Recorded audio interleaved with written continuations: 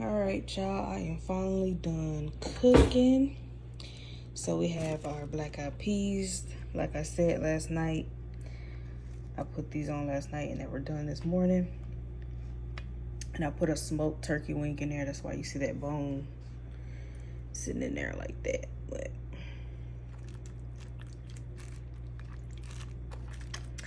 that is the black eyed peas. Looking good.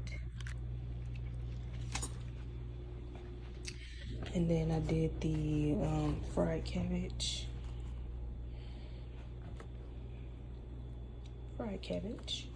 I did some cornbread from scratch. Yep. Sweet potato casserole with the pecans on top. And then we did turkey wings.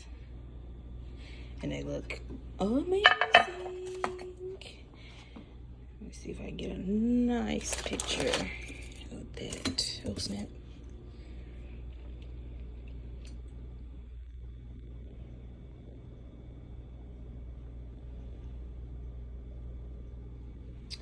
Yep, and I think, yep, that's all I made.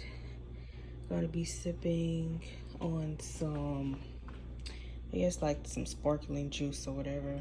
Or maybe some wine, I don't know. It depends on how I feel later, but that is New Year's dinner.